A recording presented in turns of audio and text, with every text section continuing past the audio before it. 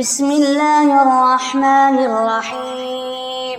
حميم والكتاب المبين. إنا أنزلناه في ليلة مباركة إنا كنا منذرين فيها يفرق كل أمر حكيم أمرا من عندنا إنا كنا مرسلين رحمة من ربك إنه هو السميع العليم رب السماوات والأرض وما بينهما إن كنتم موقنين لا إله إلا هو يحيي ويميت ربكم ورب آبائكم الأولين بل هم في شك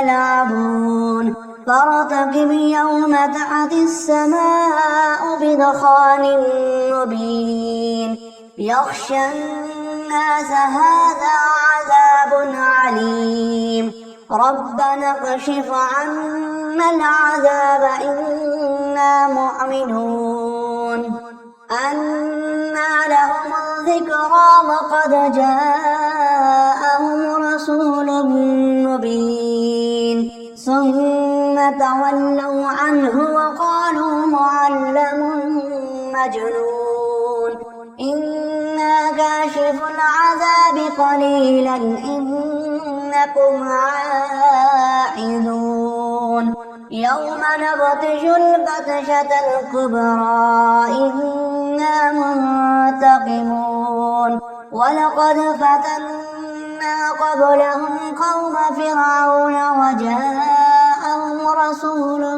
كريم أن أدوا إلي عباد الله إني لكم رسول أمين وأن لا تعلوا على الله إني آتيكم بسلطان مبين وإني عذت بربي وربكم أن ترجمون وإن لم تؤمنوا لي فاعتزلون فدعا ربه أن هؤلاء قوم مجرمون فأسر بعبادي ليلا إنكم متبعون واترك البحر رهوا إنهم جند مغرقون كم تركوا من جنات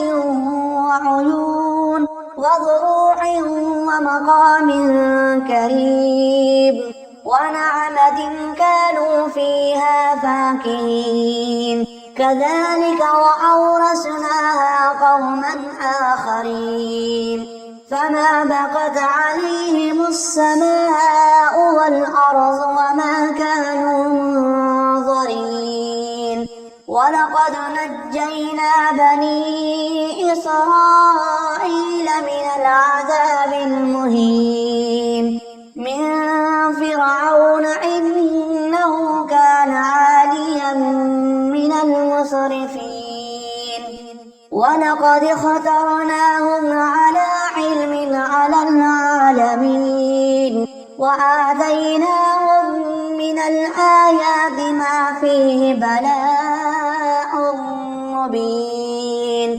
إن هؤلاء ليقولون إن هي إلا موتتنا الأولى وما نحن بمنشرين فأتوا بآبائنا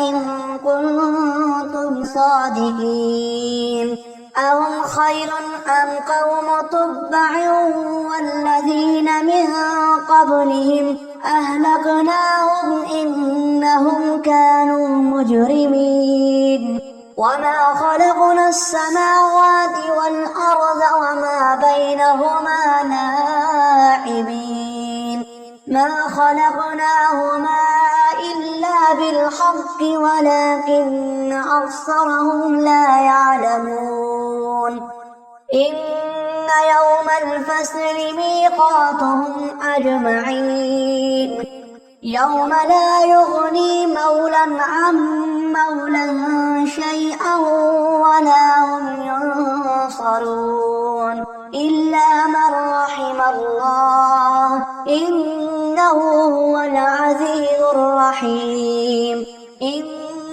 شجرة الزقوم طعام الأثيم كالمهل يغلي في البطون كغلي الحميم خذوه فاعتلوه إلى سواء الجحيم ثم صبوا فوق رأسه من عذاب الحميم ذق إنك أنت العزيز الكريم إن هذا ما كنتم به تمترون إن المتقين في مقام أمين في جنات وعيون يلبسون من سندس وإستبرق متقابلين كذلك وزوجناهم بحور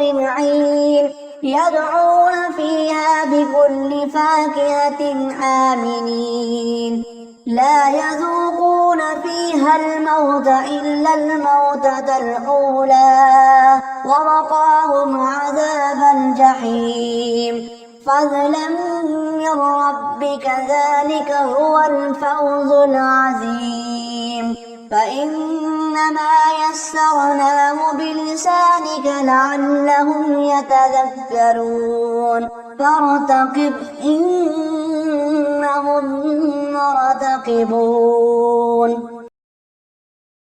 بسم الله الرحمن الرحیم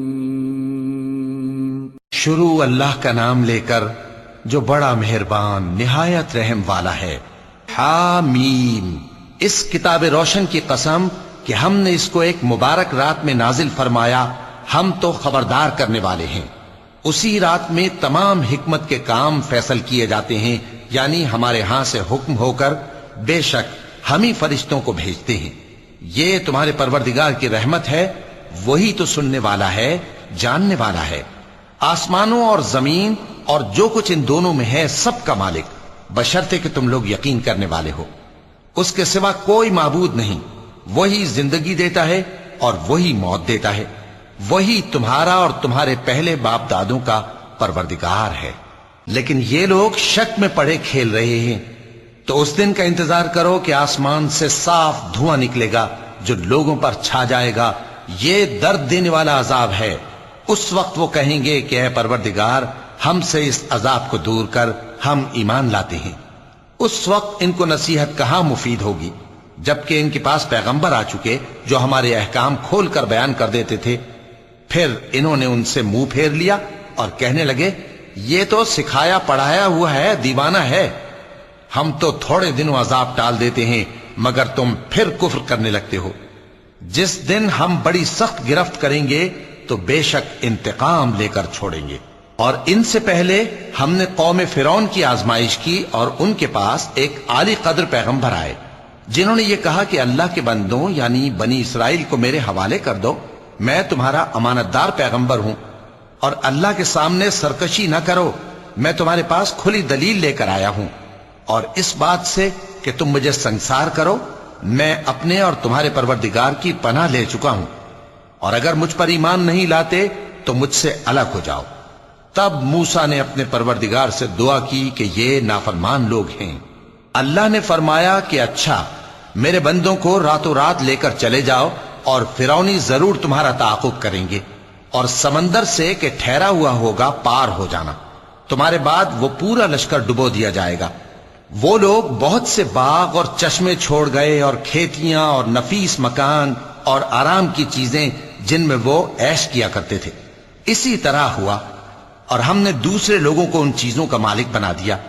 پھر ان پر نہ تو آسمان اور زمین کو رونا آیا اور نہ ان کو مہلت ہی دی گئی، اور ہم نے بنی اسرائیل کو ذلت کے عذاب سے نجات دی، یعنی فرعون سے، بے شک وہ سرکش اور حد سے نکلا ہوا تھا، اور ہم نے بنی اسرائیل کو اہل عالم میں سے علم کی بنیاد پر چنا تھا، اور ان کو ایسی نشانیاں دی تھیں جن میں کھلی آزمائش تھی۔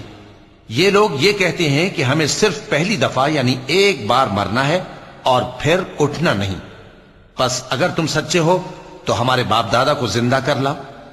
بھلا یہ اچھے ہیں یا تبا کی قوم اور وہ لوگ جو ان سے پہلے ہو چکے ہیں؟ ہم نے ان سب کو ہلاک کر دیا، بے شک وہ گناہگار تھے۔ اور ہم نے آسمانوں اور زمین کو اور جو کچھ ان میں ہے اس کو کھیل کے لیے نہیں بنایا، ان کو ہم نے تدبیر سے پیدا کیا ہے، لیکن اکثر لوگ نہیں جانتے۔ کچھ شک نہیں کہ فیصلے کا دن ان سب کے جی اٹھنے کا وقت ہے، جس دن کوئی دوست کسی دوست کے کچھ کام نہ آئے گا اور نہ ان کو مدد ملے گی مگر جس پر اللہ مہربانی کرے۔ بے شک وہی غالب ہے، بڑا مہربان ہے۔ بلا شبہ تھوہر کا درخت گناہگاروں کا کھانا ہوگا، جیسے پگھلا ہوا تانبا۔ وہ تھوہر پیٹوں میں اس طرح کھولے گا جس طرح گرم پانی کھولتا ہے۔ حکم دیا جائے گا کہ اس کو پکڑ لو اور کھینچتے ہوئے دوزخ کے بیچوں بیچ لے جاؤ، پھر اس کے سر پر کھولتا ہوا پانی اونڈیل دو کہ عذاب پر عذاب ہو۔ اب مزہ چکھ، تو بڑی عزت والا اور سردار تھا۔ یہ وہی دوزخ ہے جس میں تم لوگ شک کیا کرتے تھے۔ بے شک پرہیزگار لوگ چین کے مقام میں ہوں گے، یعنی باغوں اور چشموں میں باریک اور دبیز ریشم کا لباس پہن کر ایک دوسرے کے سامنے بیٹھے ہوں گے۔ وہاں اس طرح کا حال ہوگا، اور ہم بڑی بڑی آنکھوں والی حوروں کو ان کی بیویاں بنا دیں گے۔ وہاں امن و اطمینان سے ہر قسم کے میوے منگائیں گے اور کھائیں گے، اور پہلی دفعہ کے مرنے کے علاوہ موت کا مزہ پھر نہیں چکھیں گے، اور اللہ ان کو دوزخ کے عذاب سے بچا لے گا۔ یہ تمہارے پروردگار کا فضل ہے، یہی تو بڑی کامیابی ہے۔ ہم نے اس قرآن کو تمہاری زبان میں آسان کر دیا ہے تاکہ یہ لوگ نصیحت حاصل کریں، پس تم بھی انتظار کرو، یہ بھی انتظار کر رہے ہیں۔ صدق اللہ العظیم۔